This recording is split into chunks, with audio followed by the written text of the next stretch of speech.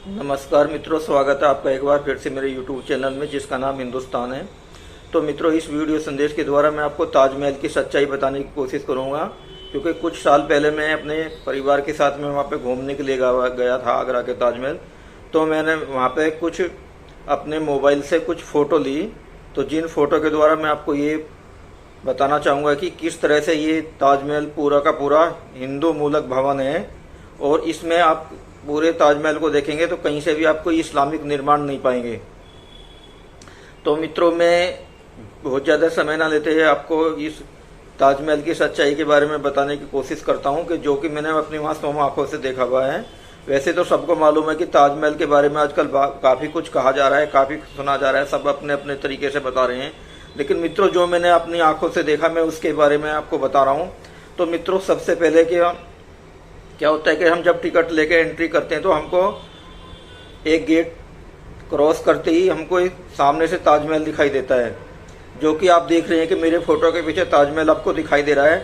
और ये पूरी तरह से सफ़ेद संगमरमर का बना हुआ है, और इसके चारों तरफ आपको 4 मीनार दिखाई दे रही है।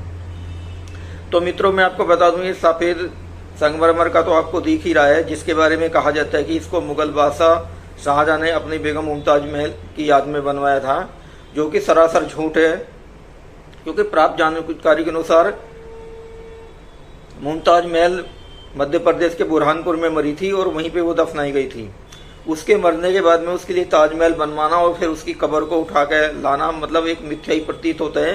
क्योंकि एक बार जमीन में आप कब्र को गाड़ दोगे तो 6-7 महीने में गल जाएगी, उसका आपको कुछ नहीं मिलेगा मेरे हिसाब से।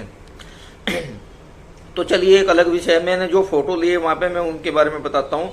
तो ये जो 4 मीनार आपको ताजमहल के बराबर में चारों कोनों पे दिख रही है, तो ये मेहराब है। एक्चुअली वास्तव में ये मेहराब या मीनार कोई इस्लामिक निर्माण नहीं है। अभी देखिए, मेहराब जो है ऊपर से कवर हुई हैं, और इन पे दीपक जलाया जाता था ताकि तरफ से ताजमहल पर ये प्रकाशमान हो सके। तो मित्रों, ये आपको मैंने बताया इसके बारे में, और मैं आपको अब बताता हूँ अगले फोटो के द्वारा। अगले फोटो में आपको बता रहा हूँ कि इस फोटो को आप ध्यान से देखिए, जिसको कहा जाता है कि ताजमहल का मकबरा है। सॉरी, ये मुमताज महल का मकबरा है। एक्चुअल में ये ताजमहल मुमताज महल का मकबरा नहीं है, शिव मंदिर है। आप देखिए, इस फोटो को गौर से देखिए। इस फोटो में किस तरह से साफ साफ आपको त्रिशूल दिखाई दे रहा है और इसमें कलश दिखाई दे रहा है। तो ये जो त्रिशूल जो लगता है हमेशा मंदिर पर लगता है हिंदुओं के। इस्लामिक मकबरे या कब्र में लगने वाले इस कथित ताजमहल पे त्रिशूल लगने का क्या काम है? तो इससे तो त्रिशूल का मकबरे से कोई लेना देना नहीं है। और कोई मुसलमान अपनी बीवी की याद में या अपनी याद में या अपनों की याद में जब मकबरा बनवाएगा तो उस पर त्रिशूल क्यों लगवाएगा? लेकिन किताब प्राप्त जानकारी अनुसार जो जनरल कर्नेगम है, जिसने इसके बारे में लिखा और जिसी की वजह से ये इसको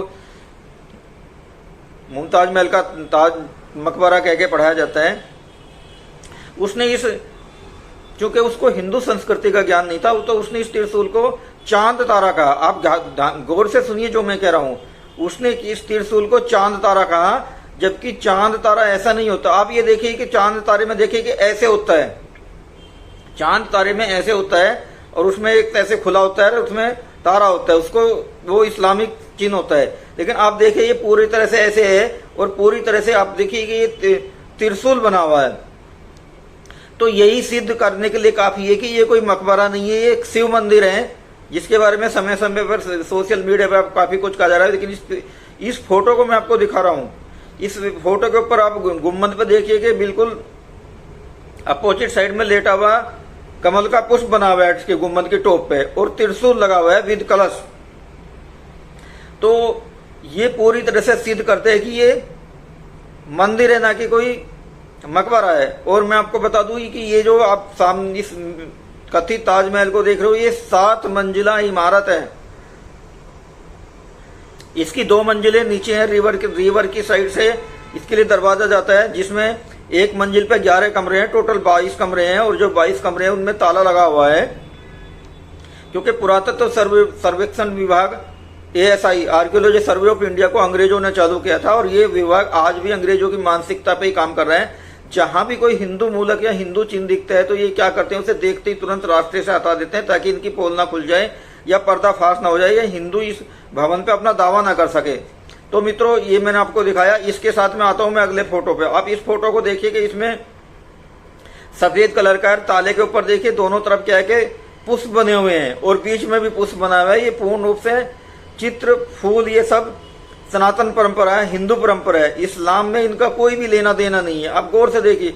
और ताले के पास में जो चौखट देख रहे हैं, चौखट पे भी आप देखिए कि सूर्य पुष्प बना हुआ है, छोटे छोटे। आप देखिए व्हाइट कलर की जो चौखट है, इसमें भी आपके सूर्य पुष्प दिखाई देंगे। इसके बाद में मित्रों आता हूं, जब ताजमहल में अंदर आप मेन बिल्डिंग में प्रवेश करते हैं तो आप देखेंगे चारों तरफ वहां पे कक्ष बने हुए हैं 2 मंजिले। तो एक मकबरे में कक्ष का क्या काम है, कमरों का क्या काम है। और जब उसकी कब्र के चारों तरफ देखेंगे, आपको चारों तरफ आपको हिंदू चिन्ह दिखाई देंगे। इवन छत पे देखेंगे तो आपको पुष्प बने दिखाई देंगे। और ये फोटो देखिए, ये फोटो जो मैं आपको दिखा रहा हूं, इसमें ऑरेंज सर्कल को आप ध्यान से देखिएगा। ये इस ताजमहल को शिव मंदिर सिद्ध करने के लिए एक मील का पत्थर है। ये काफी है। आपने सुना ना कि ये सुना हो कि 100 चोट सुनार की, 1 चोट लोहार की। तो अब इस फोटो को गौर से देखिए मैंने ऑरेंज सर्किल किया हुआ है। जब आप ताजमहल को देख के बाहर निकलेंगे और जो सबसे लास्ट वाला जो आपका जो बरामदा पड़ेगा, उस बरामदे में देखेंगे कि ये ओम के आकार की पत्तियां आपको साफ साफ दिखाई देंगी। देखिए ये 4 पत्ती हैं ओम के आकार की। आप इनको ध्यान से देखिएगा मित्रों। कोई भी चीज हमको डायरेक्ट नहीं मिलती, हमको समझनी पड़ती है, हमको देखनी पड़ती है। इन चारों ऑरेंज सर्किल में जो पत्तियां बनी हुई हैं, इनको गौर से देखिएगा। ये चारों ओम का आकार ली हुई हैं। एक मकबरे में जो मुस्लिम बादशाह या मुस्लिम शासक बनवाएगा तो वो कभी भी ऐसा ओम नहीं बनाएगा। ध्यान दीजिएगा मित्रों। ये मेरा फोटो ताजमहल को शिव मंदिर साबित करने के लिए काफी है। और शायद ये फोटो शायद आप, मुझे नहीं लगता कि शायद किसी ने देखा होगा। तो देखिए साफ साफ इन ऑरेंज सर्किल में ओम नजर आ रहा है। तो ये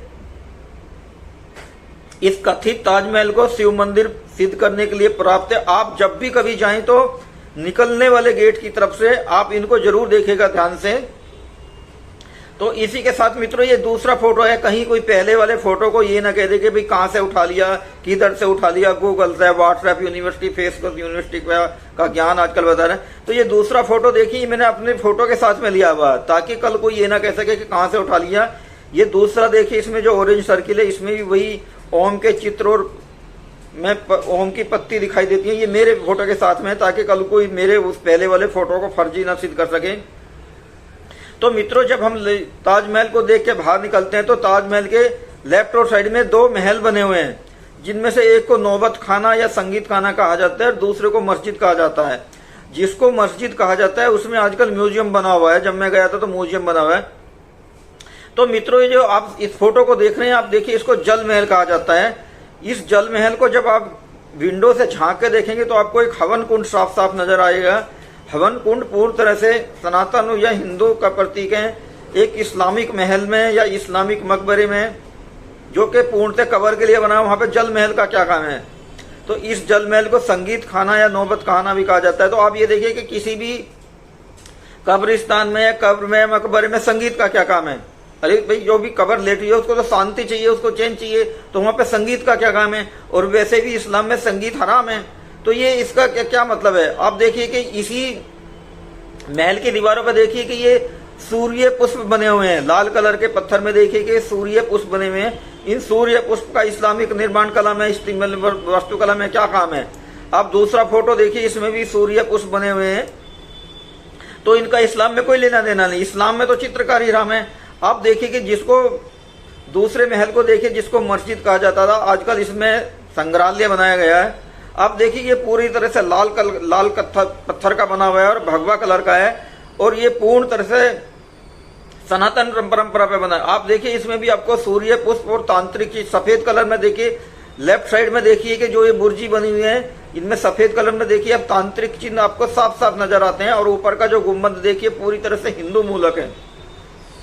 तो मित्रों इन फोटो के द्वारा मैंने आपको बताया कि किस तरह से हिंदू महल को कब्जा के एक कथित ताजमहल का रूप दे दिया गया है, जिसमें शाहजहां के बादशाहनामे में जिसको अब्दुल हमीद लाहौरी ने लिखा है, उसने कहीं भी बादशाह द्वारा ताजमहल बनाए जाने का कोई भी उल्लेख नहीं किया है। वहां ये जरूर कहा है कि मुमताज महल की कब्र को दफनाने के लिए राजा मानसिंह से एक महल कब्जाया गया, तो उस कब्जाए महल को ये लोग ताजमहल बोल रहे हैं। और इस्लाम में ये हमेशा परंपरा चली आ रही है कि किसी भी बने हुए महल या शहर को कब्जा के उसको अपना नाम दे दो बस। तो मित्रों, इस छोटे से वीडियो संदेश के द्वारा मैंने आपको ये बताने की कोशिश की कि किस तरह से एक हिंदू मूलक भवन जो जिसके चिन्ह आज भी आपको मौजूद दिखाई दे रहे हैं, जो कि मैंने इस फोटो में वीडियो में आपको बताए, एक मनगढ़ंत ये एक साजिश के तहत कब्र या मकबरा कह के पुकारा जाता है। इवन मैं आपको कह रहा हूं कि जब आप उस मकबरे में देखेंगे जो कब्र बनी हुई है ऊपर, तो उस पर आप देखेंगे कि पूरी जंजीर लटकी हुई है और जंजीर पे एक बर्तन बना हुआ है जो शिवलिंग पे पानी गिराने के लिए हिंदू मंदिरों में बना होता है। वो बर्तन आज भी टंगा हुआ है, वो जंजीर आज भी टंगी हुई है केंद्रीय कक्ष में, और वो पूरी तरह से शिवलिंग पे पानी डालने के काम आती थी। तो मित्रों, इस वीडियो संदेश के द्वारा मैंने आपको ये बताने की कोशिश की कि किस तरह से एक हिंदू मूलक भवन को एक मकबरा बताया जा रहा है। तो मित्रों, ये वीडियो संदेश मेरे आपको कैसा लगा इसके बारे में आप बताइए। इसके द्वारा मैंने आपको ये बताने का प्रयास किया है कि किस तरह से एक कब्जाए हुए हिंदू महल को या शिव मंदिर को, जिसके ऊपर अभी भी त्रिशूल लगा हुआ है, एक मकबरा कह के प्रचारित किया जाता जा रहा है काफी समय से, और अभी भी वही सिलसिला जारी है। तो मित्रों, ताजमहल का पर्दाफाश करते हुए मेरा ये वीडियो संदेश आपको कैसा लगा, इसके बारे में आप मेरे को कमेंट बॉक्स में जरूर बताइएगा।